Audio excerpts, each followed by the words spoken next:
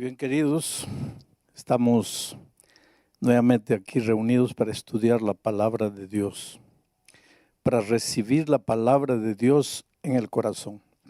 El Señor Jesucristo presentó una parábola diciendo que hay diferentes tipos de corazones, diferentes tipos de tierra.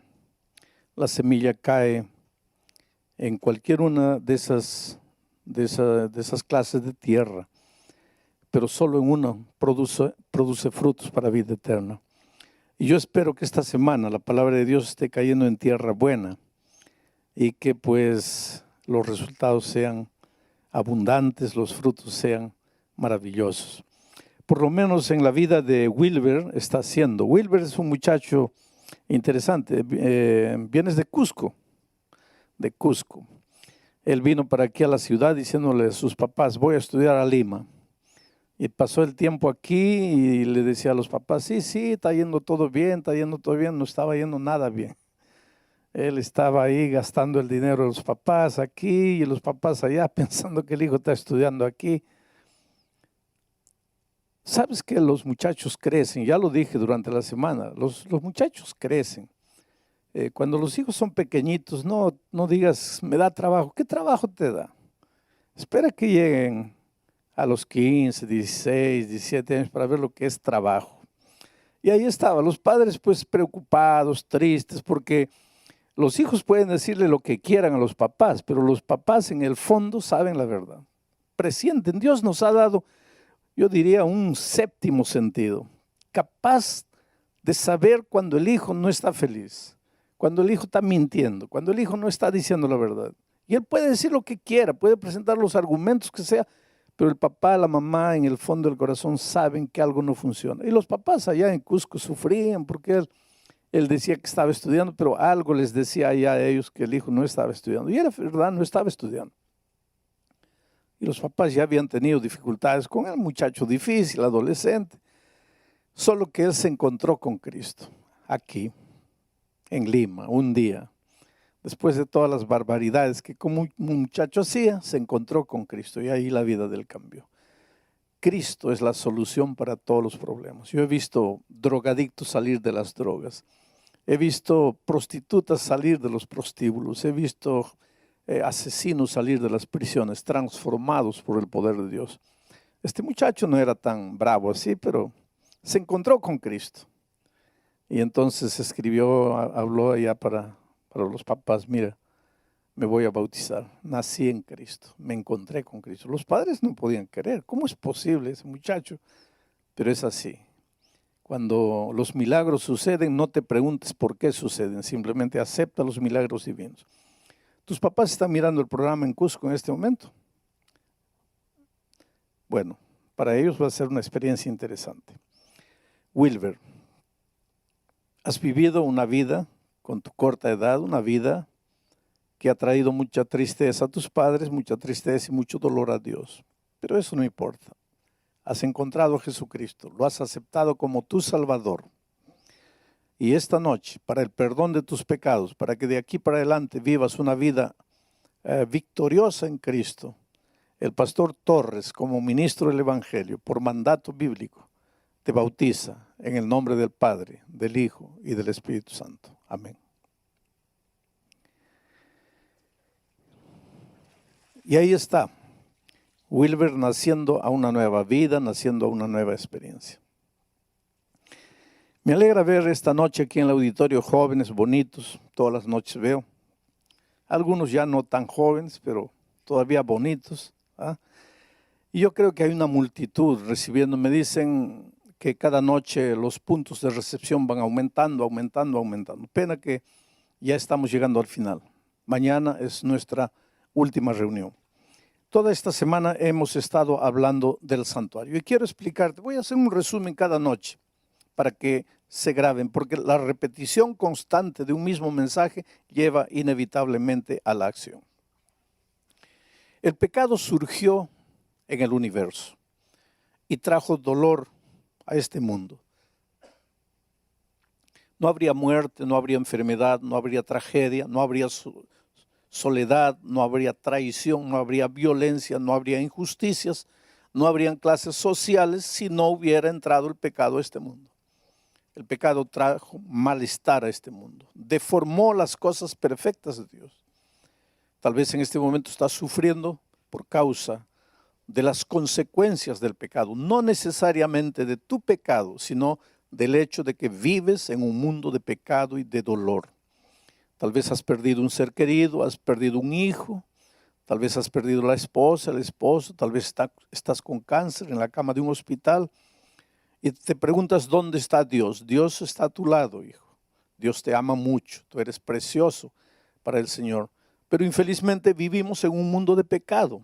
Ahora, ¿hasta cuándo va a durar el pecado? El pecado va a llegar al fin. Dios va a colocar un punto final en la historia del pecado.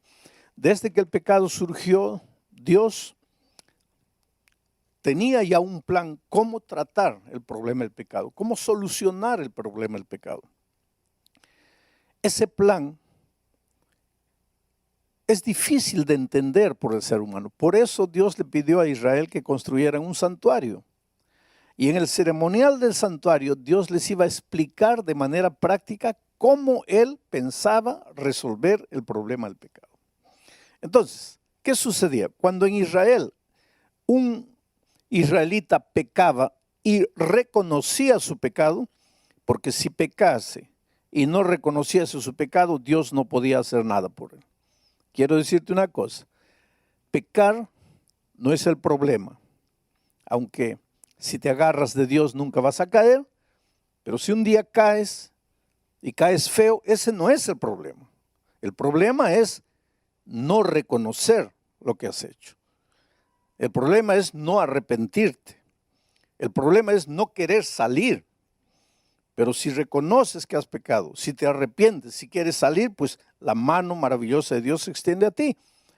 Y en el santuario Dios les explicaba eso. Cuando un pecador había pecado y reconocía su pecado, ¿qué hacía? Tenía que morir, porque la paga del pecado es la muerte. Pero él tenía una opción de no morir. Llevaba un cordero al santuario y colocaba ese cordero en el altar. Ese corderito era un corderito literal para Israel, pero ese corderito simbolizaba al Cordero de Dios que un día sería sacrificado en la cruz del Calvario al Señor Jesucristo.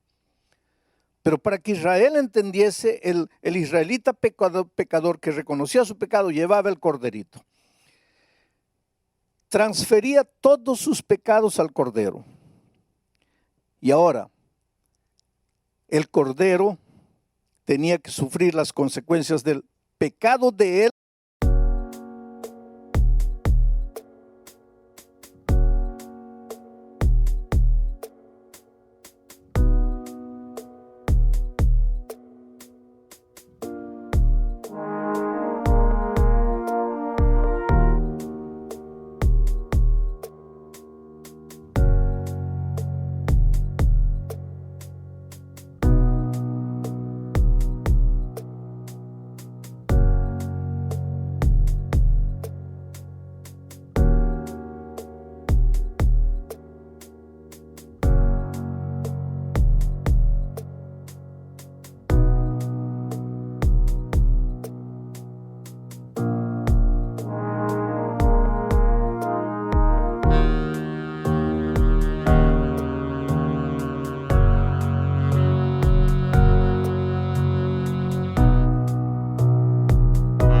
Que había transferido para el cordero.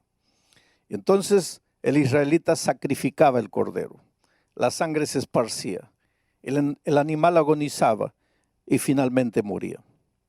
Ahora el israelita estaba libre de la consecuencia de su pecado. Él ya no tenía que preocuparse, porque ahora su pecado había sido transferido y el corderito había muerto por el pecado de él. Él, como pecador arrepentido, estaba libre del pecado. Pero la pregunta es, ¿y qué pasaba con el pecado? El pecado no se evaporaba. Para él, para el pecador, estaba solucionado, pero el pecado continuaba, porque recuerden que el sacerdote mojaba su mano con la sangre y manchaba los cuernos del altar y derramaba el resto de la sangre ahí, en el santuario. O sea, los pecados todavía estaban registrados. Para el pecador arrepentido, estaba todo solucionado. Él ya no tenía nada que preocuparse. Pero los pecados todavía estaban registrados en el santuario. Y una vez por año tenía que purificarse el santuario. O sea, los pecados tenían que salir del santuario e ir al verdadero autor de los pecados, al causante de los pecados, al originador de los pecados. Por eso en el día de la expiación, que era el día de la purificación del santuario de Israel, después de la ceremonia, de los sacrificios y todo, se escogía 2 machos cabríos, uno representando a Dios y otro representando al diablo. Y después del ceremonial del sacrificio, simbólicamente todos los pecados de todos los israelitas de todo el año que habían sido transferidos al santuario a través de la sangre de los sacrificios, ahora eran transferidos al macho cabrío dedicado a Satanás. Y él era suelto al desierto y llevaba simbólicamente esos pecados y el pobre moría allá en el desierto. ¿Qué estaba queriendo decir Dios? Que tú pecaste y la consecuencia del pecado es la muerte, pero tú estás libre de la consecuencia del pecado, que es la muerte, al transferir tus pecados para Cristo. Pero Cristo no pecó, y aunque murió por tus pecados, el verdadero causante del pecado tiene finalmente que pagar por lo que hizo. Y eso va a suceder en el milenio. Y finalmente, cuando terminado el milenio, Cristo venga y el enemigo pues muera por causa de todos los pecados que originó en toda la historia del mundo. Ahora, voy a leer un texto que es el primer texto de esta noche, que nos va a ilustrar lo que estoy diciendo. Miren lo que dice. El capítulo 10 de Hebreos, perdón, el capítulo 9 de Hebreos. A partir del versículo 23, mira lo que dice. Fue pues necesario que las figuras de las cosas celestiales, ¿cuáles son las figuras de las cosas celestiales? El santuario de esta tierra, porque el santuario de la tierra fue construido siguiendo el modelo del santuario del cielo. Entonces, mira lo que dice el autor de Hebreos. Fue pues necesario que las figuras de las cosas celestiales fuesen purificadas así. ¿De qué manera? De esa manera que acabo de explicar.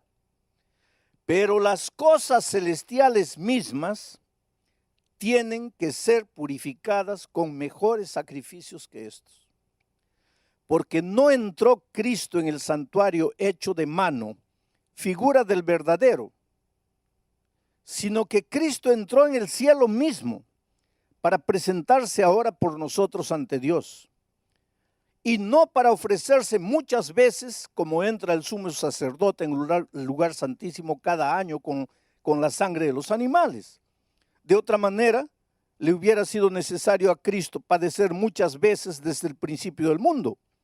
Pero ahora, en la consumación de los siglos, en nuestros días, se presentó Jesús una vez para siempre por el sacrificio de sí mismo para quitar de en medio el pecado.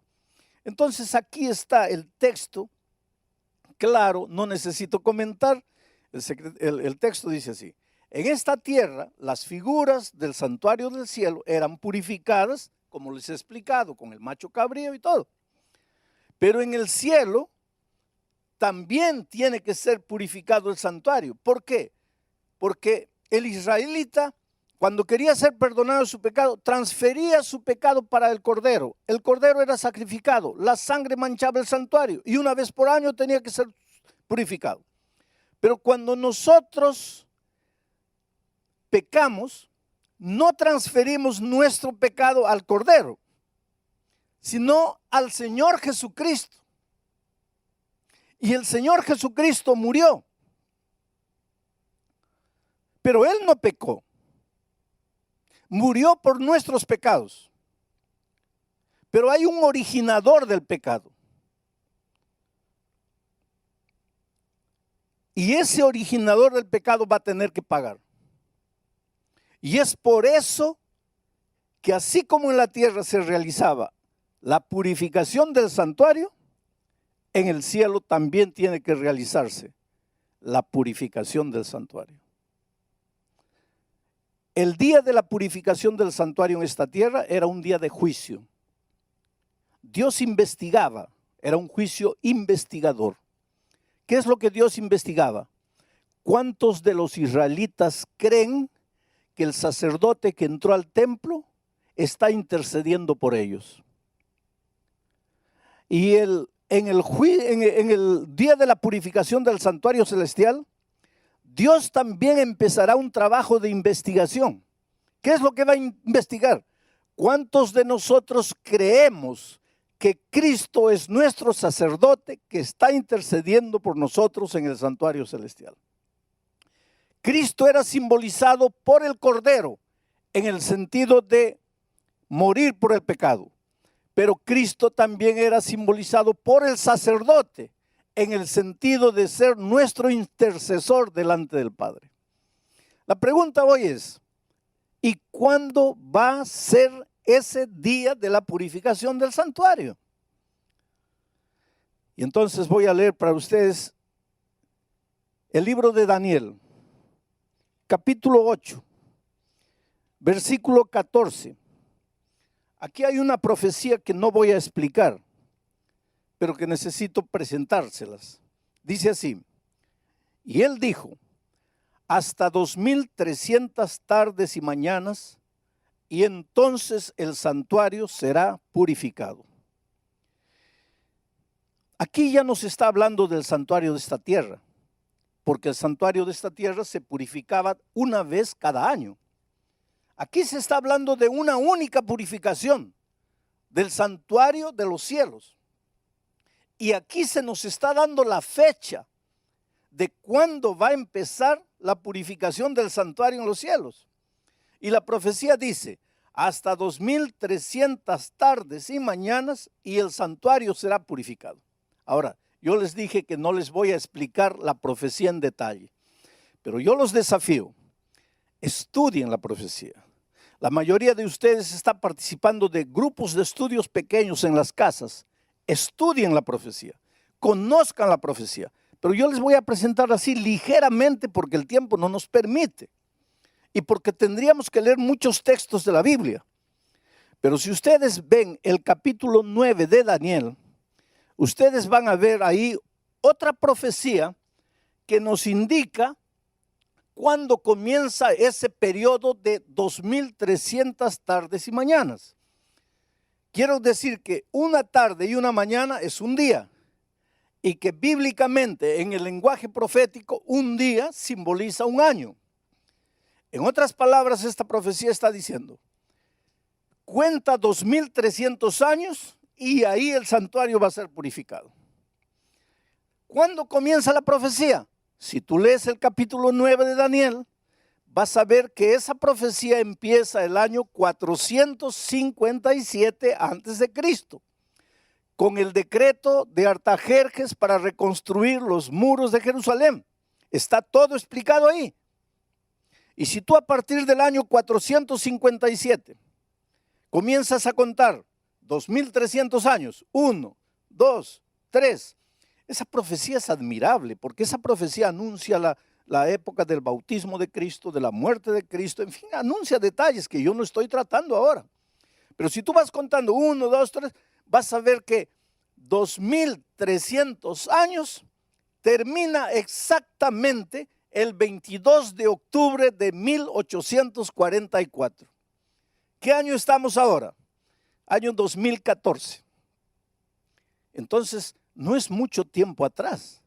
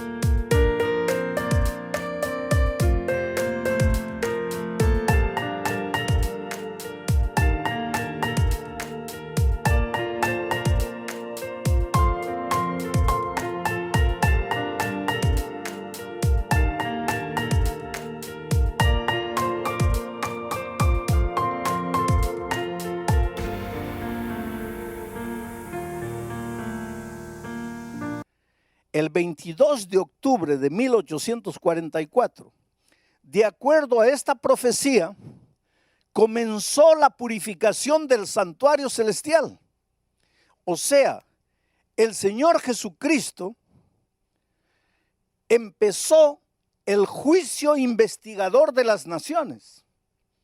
O sea, el Señor Jesucristo empezó a ver quién en la tierra confía en Él como su abogado defensor en las cortes celestiales. ¿Quién en la tierra cree que Él ha sido la víctima que ha muerto para sustituir el pecado del pecador? En estos momentos, a partir del año 1844, de acuerdo a esta profecía, todos estamos siendo juzgados, pero juzgados en base a cuánto confiamos en el Señor Jesucristo como nuestro sacerdote. Hoy vivimos en tiempos especiales. Nadie puede jugar con el tiempo en que vivimos. ¿Y qué pasará cuando termine el juicio de las naciones? Cristo volverá para cumplir su promesa y ahí sucederá lo que está simbolizado en eso de que los pecados son transferidos al macho cabrío que representa al diablo. Entonces, cuando Cristo venga, sucederá todo eso.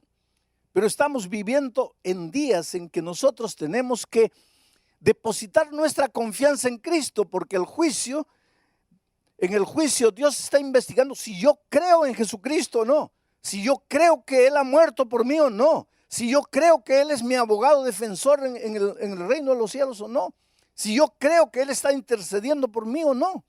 Eso es lo que está siendo juzgado. Por eso la Biblia dice, hoy es el día de buena nueva. Hoy es el día de salvación. Ahora, lo que poca gente sabe es que el 22 de octubre de 1844 sucedieron dos cosas en el universo. Una cosa sucedió en el cielo. ¿Qué es lo que sucedió en el cielo? Empezó la purificación del santuario celestial. Empezó el juicio de las naciones. Y la otra cosa sucedió en la tierra. ¿Qué es lo que sucedió en la tierra? Dios levantó un grupo de mensajeros. Dios levantó un grupo de seres humanos con un mensaje especial. ¿Por qué?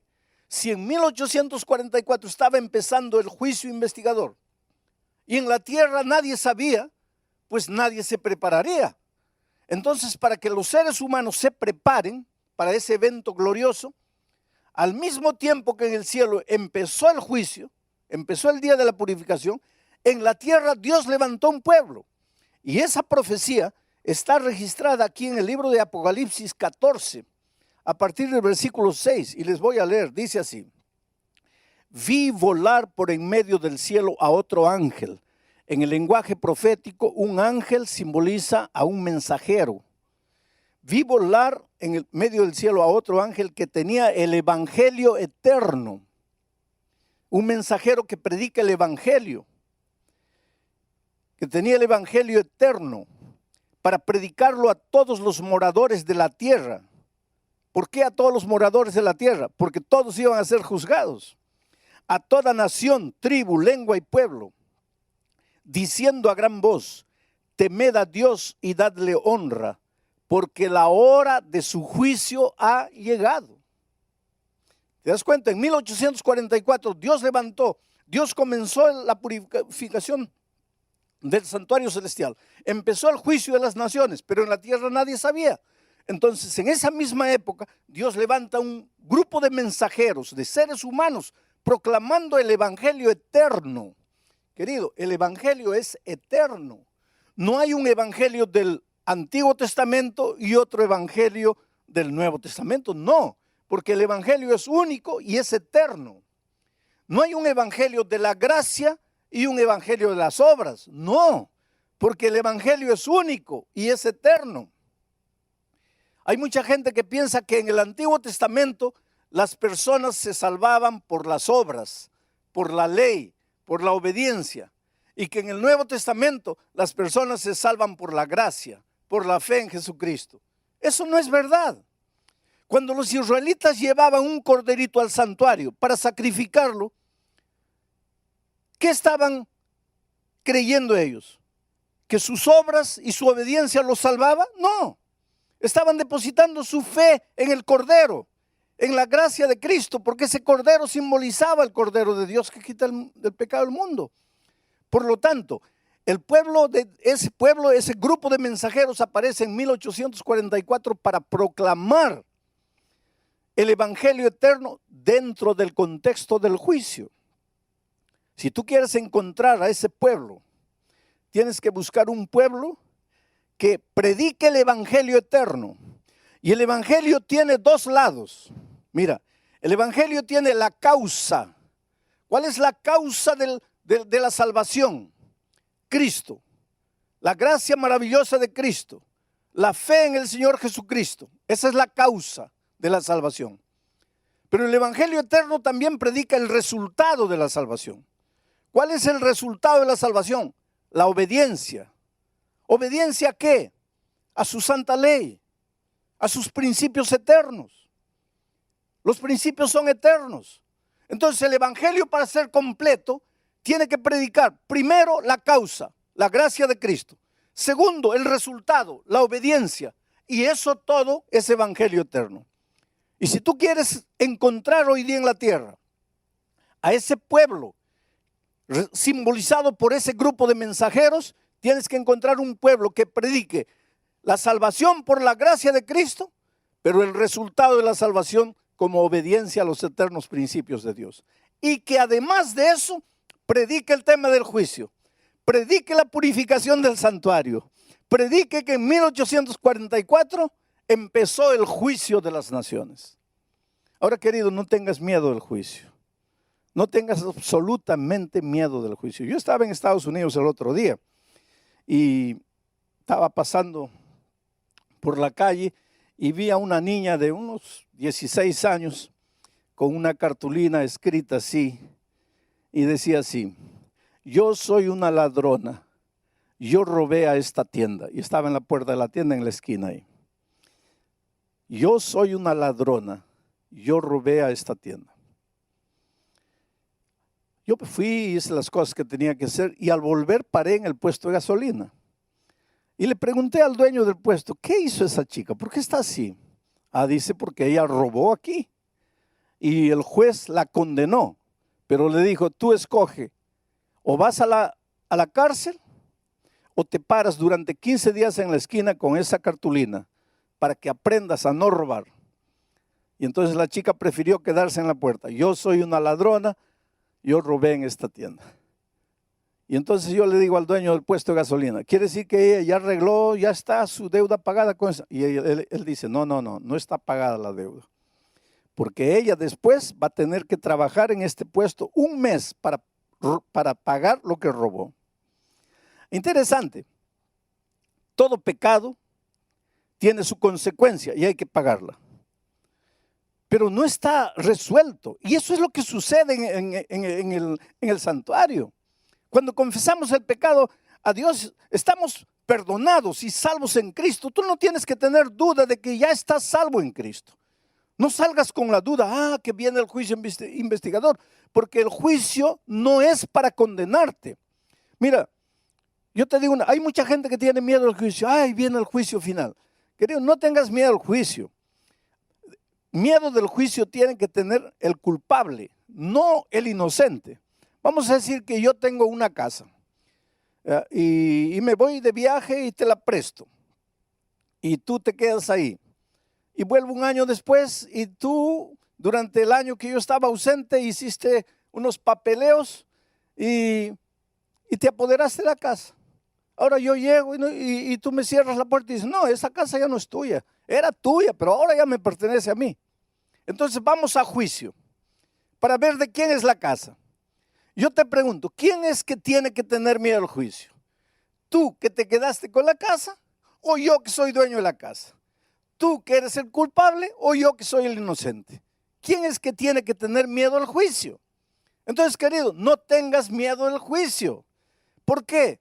Porque aunque eres un miserable pecador, y yo también, hemos confesado nuestros pecados. Hemos transferido nuestros pecados a Cristo. Él ha muerto por nosotros. Y ahora como el sacerdote lo hacía antiguamente, Él está allá en el cielo intercediendo por nosotros. Y el juicio solo está verificando quién en la tierra cree que Jesucristo murió por nosotros y quién en la tierra cree que Jesucristo es nuestro sacerdote intercesor. ¿No es maravilloso? Ve a la casa en paz. Confía en el perdón maravilloso de Jesucristo. Yo te digo una cosa, mira, no importa lo que has hecho en tu vida, no importa cómo has vivido. Yo siempre digo que lo peor que el pecado hace es que te carga de una culpa de la cual no puedes libertarte. Hay gente que me dice así: pastor, está bien, Dios me perdona, pero yo no me perdono. Pues entonces, con todo cariño y con todo respeto, yo te hago una pregunta. ¿Y quién eres tú para no perdonarte? ¿Tú moriste en la cruz del Calvario por tus pecados? ¿Tú sufriste? ¿Tú lloraste? ¿A ti te abandonaron tus discípulos? ¿A ti te clavaron una corona de espinas? ¿Ah? ¿A ti te escupieron en el rostro?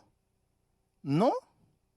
Entonces, ¿qué derecho tienes de decir yo no me perdono? Porque el único que podría decir yo no te perdono es el Señor Jesucristo. Porque Él sí sufrió por ti, lloró por ti y murió por ti. Y sin embargo, Él te mira a los ojos y te dice: hijo, yo sé lo que has hecho. Yo sé cómo has vivido. Hija, yo sé tu historia. Yo conozco tu historia mejor que tú, pero no te condeno. Ve y no peques más. ¿No es maravilloso? Anduvimos por nuestros caminos, nos herimos, conocimos las profundidades de la miseria y del pecado de esta vida, y de repente transferimos todo eso para Jesucristo. Y Él nos abre los brazos y dice: listo, vete en paz, yo voy a morir por ti, yo voy a pagar las consecuencias de tu pecado. Pero finalmente, cuando termine el juicio y cuando Cristo venga, todos los pecados de toda la humanidad, finalmente el enemigo de Dios, que fue el originador del pecado, tendrá que pagar por los pecados que Él provocó. Hoy día Él te puede tentar, te puede engañar: ven a mí, y tú caes.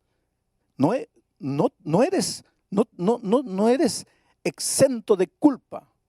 Pecaste, aceptaste pecar, caíste, eres responsable, pero tu responsabilidad es transferida para Cristo, tu culpa es transferida para Cristo y eres perdonado. Pero aunque tú eres responsable, hay un originador. Y ese originador va a pagar por lo que hizo. Pero hoy, querido, hoy es el día de buena nueva. Hoy es el día de salvación. Tú puedes ir llevándole a Jesucristo